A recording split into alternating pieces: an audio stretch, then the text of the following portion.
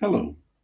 This is a true story written not long after the events I portray actually occurred, with a little bit of Geordie exaggeration, but it gives you a clear picture of the state of the NHS in most of England in 1968, which, let's face it, is over 50 years ago now.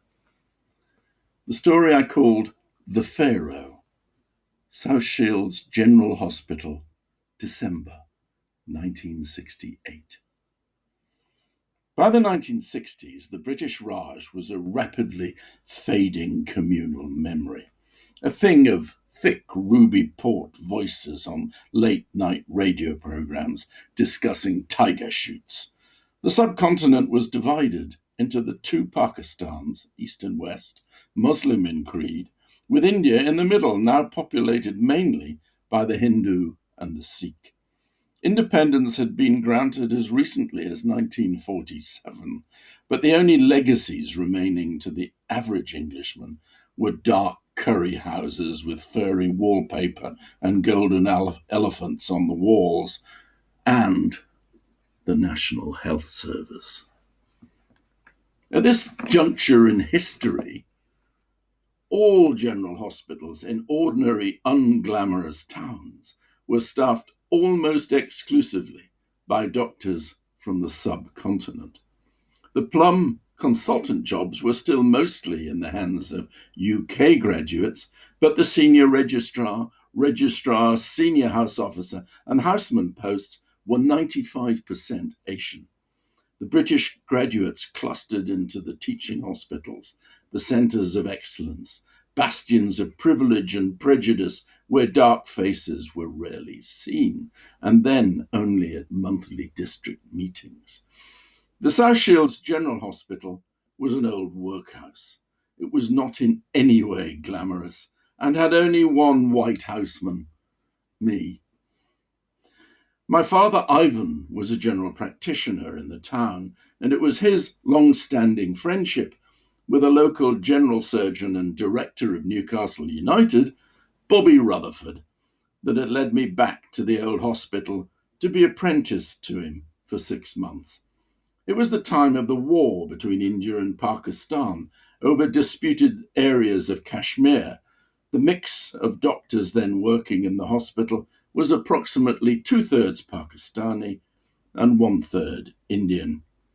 Relationships were fraught and tension was high. This was not helped by the communal living arrangements of the doctors. We were all obliged to live in a self-contained stockade-like edifice situated 100 yards from the main hospital and known to all as the ranch. As the tension built up, the rival groups tried to cope by enlisting humour, but religious and patriotic rivalry is no laughing matter, and quickly the two groups polarized absolutely into separate dissenting factions, mutually loathing the other. The demarcation of living room space and the use of dinner tables became rigid, with unspoken but unbreakable rules clearly understood by all. The various medical and surgical teams began to suffer, especially those with a religious mix. Intermediaries such as myself passed messages and many jobs went undone. To make matters worse, each faction followed the daily news of the war in the newspapers and from the BBC news bulletins with a fanatical intensity, celebrating successes without restraint, each time increasing the gap between them and raising the level and intensity of the recriminations. During this period, there were only 3 non-combatants living in the ranch. I, a wet behind the ears agnostic Geordie; Freddie, a Pathan from Afghanistan, whose father was a chief and he was the heir apparent; and Khurshid Kasimaya, a young, big Egyptian doctor with a physique like a Nubian wrestler and a similar command of the English language. In the early stages of the conflict, it was Freddie who helped most. He had no truck with either India or Pakistan. His revered forebears had a long and proud record of fighting all comers, from Alexander the Great to the British, and of course, more recently, the Russians, the Americans, and the British again. And it was his solemn boast that though his fierce tribesmen had occasionally lost a skirmish, they had never truly lost a war. Freddie was a wiry, dark, aquiline man with thick, black, grizzled hair and quick, searching eyes that demonstrated to those who wished to see glimpses of his cat like intelligence and warrior's rumbustious sense of humour, unusual on the subcontinent. In keeping with his persona, he was possessed of an acute awareness of the feelings of others, detecting subtle nuances where others would just see hatred. If Freddie followed a god, he never told the rest of us, but he did attempt to stop the others being consumed by their own gods. He seemed to decide that if he could not stop the real war, he could at least help to make the war being waged in this little part of Tyneside look as ridiculous to the combatants as it did to those uninvolved. He set about regaling each side systematically with blood chilling tales of his people's sufferings, their massacres, their triumphs, and their many Pyrrhic victories. He adjusted the tales only a little, depending on his audience. To the Indians, he described the deeds of his warriors against the Sikh and the Hindu, and to the Pakistan, it was against the Muslim of the plain. Always, of course, the Pathans were superior in every department, one musketed, knife wielding terror from the mountains, bettering at least 10 Indians or Pakistanis in every bloody encounter, always outgeneraling and outlasting their puny opponents. Initially irritation was the dominant emotion in the opposing camps when Freddie tried his simple strategy. But gradually, his humour, his persistence, and his underlying sense of the ridiculous, backed by centuries of futile suffering, began to tell on the entrenched belligerence of the two sides. The atmosphere became less charged. Even an occasional smile could be seen, and jokes in football metaphors began to appear along the lines of India 2, Pakistan 1, but it's gone to extra time. The mess was still not a pleasant place to live in, but Freddie made it bearable. Khurshid, the Egyptian, was an altogether different kettle of fish. He was one of those human beings forever doomed to be in the wrong place at the wrong time, doing the wrong thing for the wrong reasons. In a brief acquaintance, this can be almost endearing, but living with such a ninny, especially one with no command of the language of the land, could become somewhat trying. He was not helped by choosing as his little part of England to stay in and gain experience South Tyneside, an area with distinct customs and an impenetrable dialect which could only be understood by true natives born and bred Geordies. The aforesaid Geordies are by and large a good-natured, wry-humoured group who could not cope easily with a name like Khurshid Kasamaya. In no time of his arrival at the hospital, he was christened the Pharaoh. Within a few days of his starting to work as a front of house casualty officer, he was confronted by a distraught young father, pulling him into a cubicle with the desperate message of, Doctor, come quick! Well, Ben's Fairfeld and he's got a load of blebs and his oxters and he's burning up. Well, hands behind herself with frit. 1 week at the South Tyne Polytechnic Night School on colloquial English was insufficient for him to have even the faintest clue of what the father was talking about. A large, world-weary casualty sister of the type they sadly don't seem to make anymore, translated slowly for him. What Mr. Jones is trying to tell you, Doctor, is that he is worried about his little boy who has a rash of spots under his armpit and who seems to have a high temperature. His wife is very worried too. I think he has a mild dose of chicken pox. He only lasted 6 months, as you will see, but his English never did improve, forever held back by the vernacular. He must have returned to his ancient homeland with confused tales of this strange tribe of people living on the banks of a famous river, whose customs and language were indecipherable to civilized nations. Perhaps he had unwittingly discovered how the Emperor Hadrian probably felt. The Geordie people held a deeply schizophrenic view of the foreign doctors entrusted to look after them. They saw themselves as a separate tribe that just happened to live in the northeast England.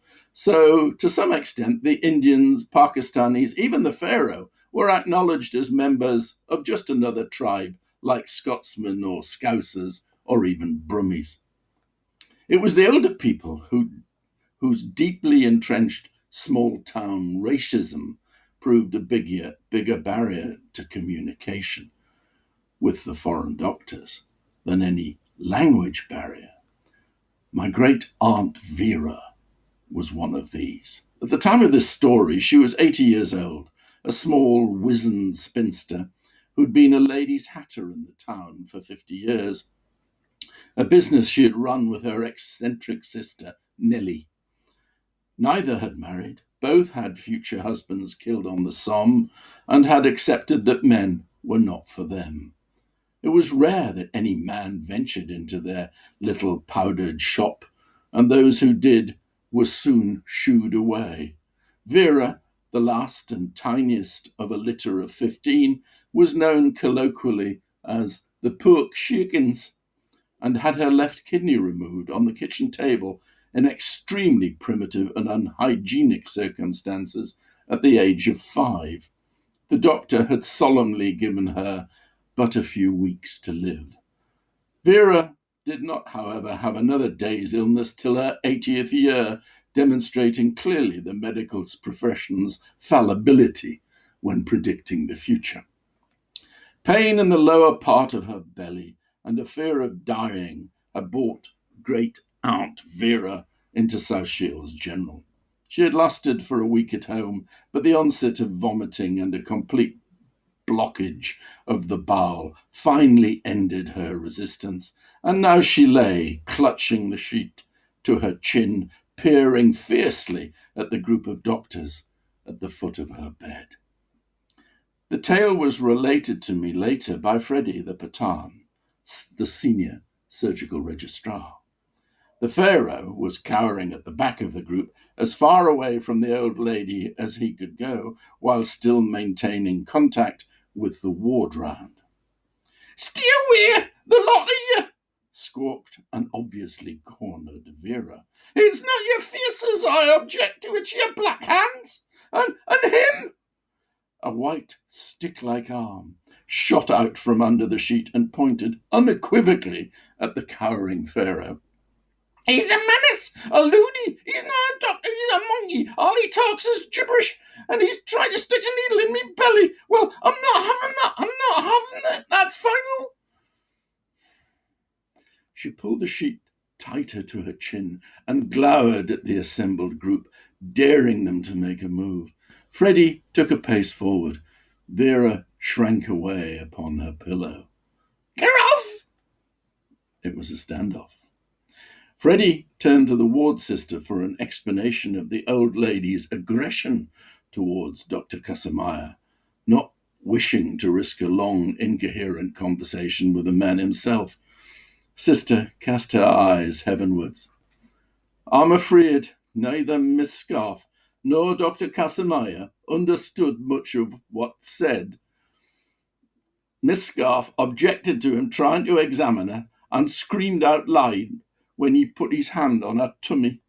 I believe This somewhat unnerved Dr. Casamaya, for when he tried to take some blood from Miss Scarf's arm, he tripped, yelled, and stabbed the syringe into her just below the umbilicus.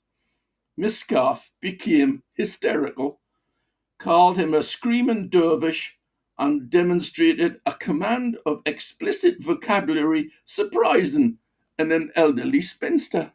Fortunately, I don't believe Dr. Casamaya understood any of it, but I suspect he got the drift. Unfortunately, Miss Scarf has not let anyone near her since, including my nurses, so something will have to be done. Everyone looked at one another. The two steel blue eyes moved from left to right and back again, strafing the lot of them. Even Freddie flinched. The Pharaoh pointed both his arms to the ceiling and then thrust them apart in a gesture of despair, or perhaps it was prayer, while mumbling something incomprehensible to the assembled gathering. See, he's gibbering what I tell you. Of his trolley uses, I can't be cured, and all I get is attacked by a mad chipper and stared at by a bunch of darkies. Vera lapsed back onto her pillow. The sickness and the pain began to cloud her up till then clear eyes. Freddie, the compassionate humorist, saw his chance and adopted his Peter Sellers Indian dialect imitation and spoke with exaggerated formality to this prickly but frightened Geordie great-aunt. "Oh, my good white woman, I am the son of a chief. Mine is a fierce warlike tribe. We are cannibals too." He paused for effect. Vera's pupils dilated a little. "We enjoy eating white men, cooking them slowly on hot stones, but the greatest delicacy is the white woman."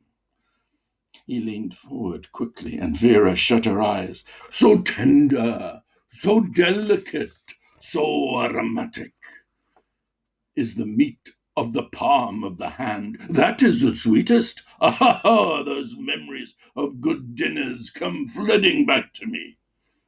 Freddie was holding the old lady's hand now and smiled at her. There was a long silence.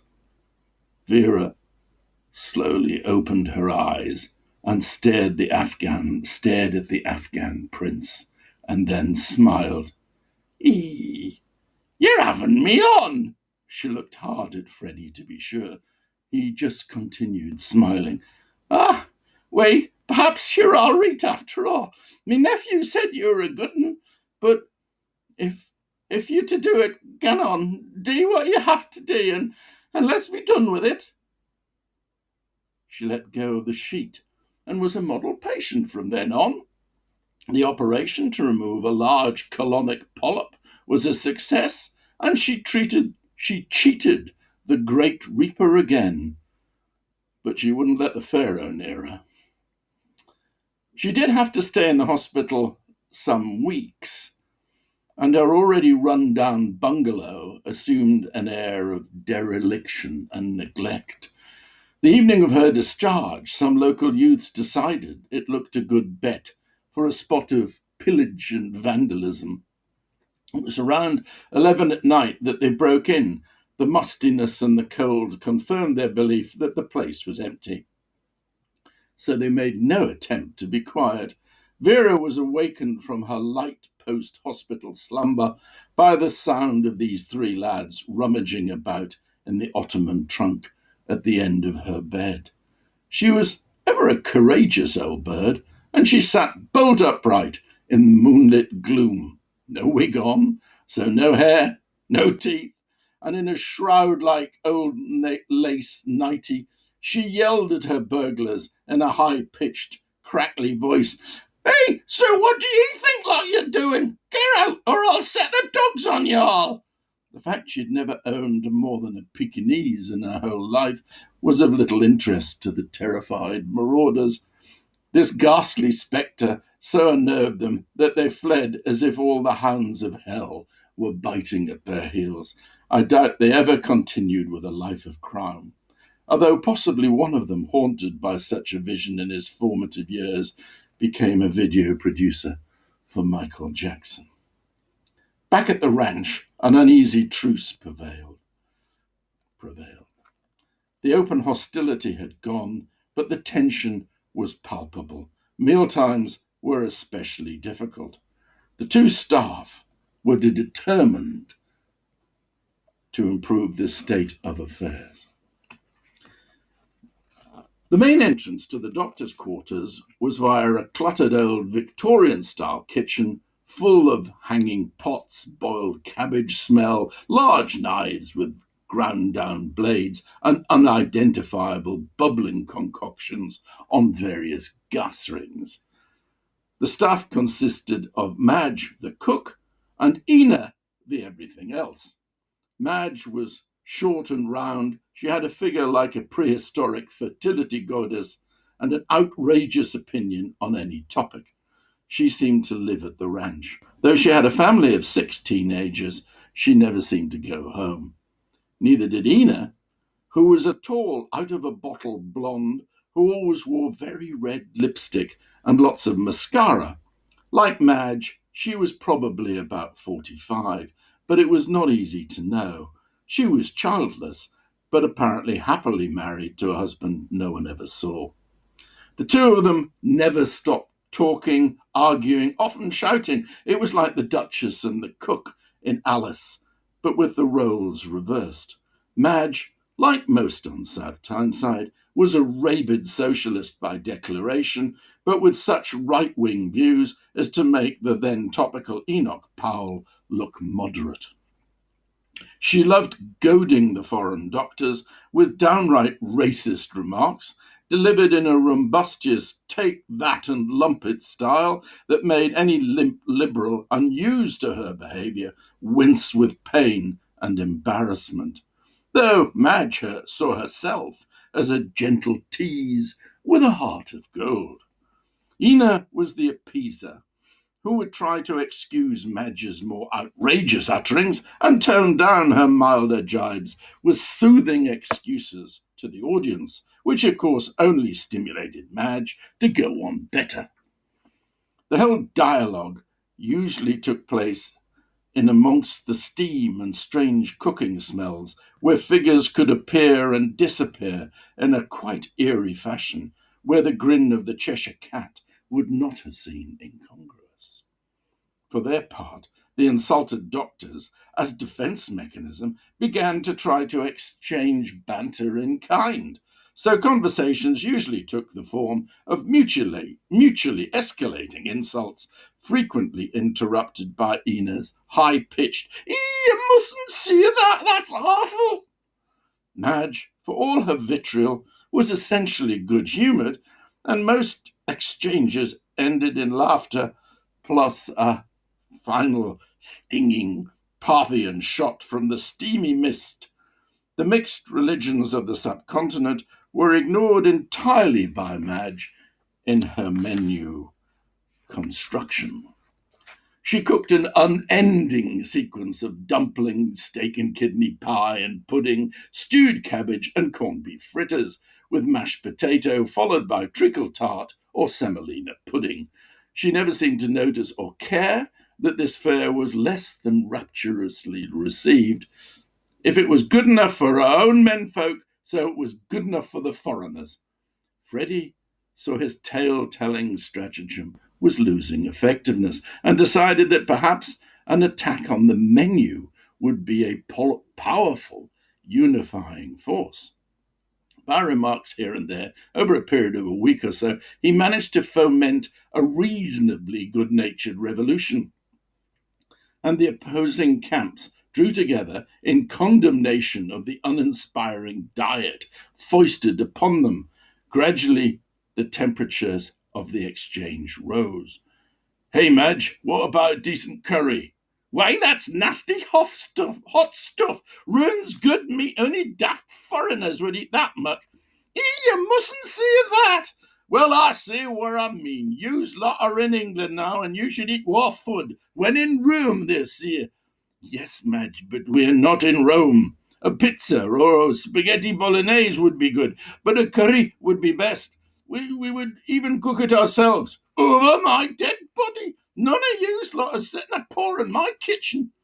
Madge looked defiantly at the seated doctors, with plates of only slightly nibbled corned beef fritters, and sensed a tide she'd not experienced before, a feeling of genuine rebellion. Ina broke the deadlock. Oh, gan on, Madge. You show 'em. Show 'em how to make a Madge special curry. Yeah, yes, go on, Madge. Make us a special curry. Cheer us all up. Madge made up her mind. Okay, Hinnies. I'll show you buggers what a curry should really be like. I'll bet I can make a canny curry better than yous lot. Ye better put the bog roll in the fridge now, 'cause you'll need it.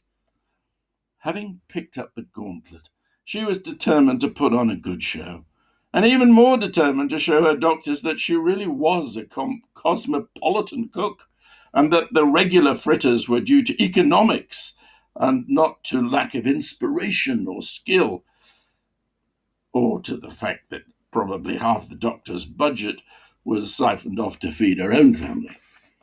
She rummaged through her cupboards and raided the main hospital stores for any spices, raisins, lentils, and rice that could be found. One morning, the Pharaoh met her coming to work with a large brown paper parcel and a smile of defiant satisfaction on her face. She beamed at him and patted her parcel. Abdullah from Chai's best hot curry powder. All the chilies in the East in this stuff. Blow the arse of that Sphinx of yours. Guaranteed 5-star bum burner. The Pharaoh smiled at her uncomprehendingly and offered, You soon make good curry. I look forward to it. You best cook, Ram Madge. As you may already have gathered, Madge suffered from the widespread northern delusion that for a curry to be any good, it had to lift the top of the head while simultaneously shriveling the tonsils. Subtle nuances of flavour were not for her. This was heroic cookery. At last, the great day dawned. Ina had prepared the dining room with a finicky thoroughness. The tables were all pushed together to make a square, and the best tablecloth was produced from some hidden store. Ina had even found 10 sets of chopsticks and set them on the table under the mistaken impression that they were the traditional implements for curry eating purposes. She also thoughtfully provided spoons and forks for the less culturally aware. She even put flowers in the center of the table, the get well soon message in the middle of them betraying their origins. Ina had also gone to the trouble of writing the doctors' names on little cards and had made sure of an even mix of the warring factions. She had run out of these by the time she got to the Pharaoh, and he had a bigger card with Pharaoh on one side and pathology request on the other. Ina summoned the doctors to their places, wearing a tight fitting blue crimpline short skirted dress and a little frilly edged white pinafore. She wore even more lipstick and mascara than usual. The doctors filled in and found their place setting. Some tried to swap the next to an ally, but Ina was having none of it. You stay where you put. This is Madge and mine's treat, and you'll do it war way or there's no dinner for ye, right? Sheepishly, the doctors bowed to superior force and sat down to try to make the best of it. Madge, resplendent in a large chef's hat, and for once a clean white starch smock, strutted into the room bearing a tray of various side dishes, cucumber raita, vegetable curry and spinach bhaji, ground coconut raisins, and a large jar of pickled eggs. The latter dish is a strange northern delicacy, usually consumed with copious quantities of Newcastle brown ale, a heavy, deep brown beer known locally then as Jornian Espius. The beer is required to wash away the disgusting bitter vinegar taste. As a guide to the uninitiated, the nearest experience to eating a pickled egg is probably chewing a freshly painted old tennis ball. Madge thought they were so disgusting that the foreign doctors were sure to love them. Ina brought in a large salver covered in steaming speckled pilaw rice and gingerly pushed it to the centre of the table, dangerously exposing a large area of heavily veined white thigh and a set of suspenders usually only seen in Sunday paper adverts. Freddie's hand approached the forbidden zone, and Ina automatically brushed it away as if shooing an annoying little fly. Then came Madge, struggling with a largest Shakespearean cauldron, 3/4 full of a powerful smelling, bubbling, lumpy brown mixture, which she triumphantly placed on the table. She stood, short and squat, with her ampled bosomed chest stuck out, challenging the assembled company to share her culinary achievements. Right, lads, this is Madge's special curry. She half bowed and flourished her chef's hat like a medieval courtier. Get your gobs round that little lot, and I didn't want any mooning. Ina and Madge set about helping to dispense generous helpings all round, and then retired to one side of the room to await the unstinting praise that would surely follow. The luckless, smiling Pharaoh was the first to try a large, undiluted mouthful of the dark, dripping meat. He chewed and swallowed it quickly, gesturing at Madge and Ina with an anglicized thumbs up sign. But at that moment, a change came upon him. His normally dark and swarthy complexion suddenly changed to the same colour as the nicotine stained white wallpaper. But in another instant, there was another chameleon like change to deep bluish green hue, and within a few more seconds, his whole face became a sort of reddish black. Everyone in the room was transfixed by this sonne lumiere virtuoso performance. Suddenly, a choking, agonized, deep Egyptian oath escaped from his lips and echoed eerily around the room. He shot bolt upright, knocking his chair over in the process, clutched his throat, and ran, wild-eyed, from the room. This happening had a somewhat unnerving effect on the spectators. Complete silence engulfed the table. Fatty brown lumps were pushed gingerly around plates. Lumps were dissected into tiny pieces, smothered in rice, and chewed with extreme nervous deliberation, while anxiously watching the others for signs of acute toxicity. In fact, after the first 2 or 3 mouthfuls, the pain went, to be replaced by a buzzing, numb feeling extending from the forehead to the Adam's apple. The experience even became pleasurable in a masochistic sort of way. Madge, somewhat disconcerted by the Pharaoh's exit, ventured a prompt, "Well, what do you think then?" Those who could speak were mainly from southern India, used to fearsomely hot curries. "Well, bit much chilly, Madge, but not bad for a memsah." Others nodded as best they could, and gradually the curry and the side dishes began to disappear. Conversation returned, even became animated, and sworn enemies laughed together. Briefly, the mess was a happy place. After a while, Madge voiced the anxiety of the others. Where's that fun fool, the Pharaoh? I think it must have gone a bit down the wrong way, if you ask me. Ina, be a good lass and gan and look for him. Make sure he's harried." Ina found him some time later, clutching the children's drinking fountain in the hospital car park, with a deathly pale complexion, streaming eyes, and an absolute inability to speak. She led him back to his room, like a sick animal, and stayed with him some time. He never ate in the mess again, only existing on a diet of Egyptian biscuits sent from home, salami sausage and rye bread from the grocer over the road. But Ina went to his room a lot after that day, her suspended thighs offering him some solace in a lonely country. Not long afterwards, a curry house opened opposite the hospital, ambitiously titled The Gourmet. This was too much for the Geordie tongue and was soon universally known as the Gummet. Once a week, the doctors clubbed together and enjoyed a glutinous takeaway evening. Madge was never called on to perform again, but was held in increased respect by the entire mess from the time of that memorable meal.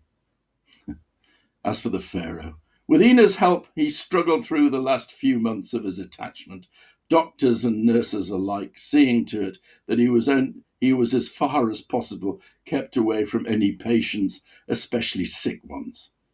He gave up his English lessons, but took up painting. He was actually very good at it. Just before he left, he presented the mess with a large canvas of the famous curry evening. He called it The Last Supper. Goodbye.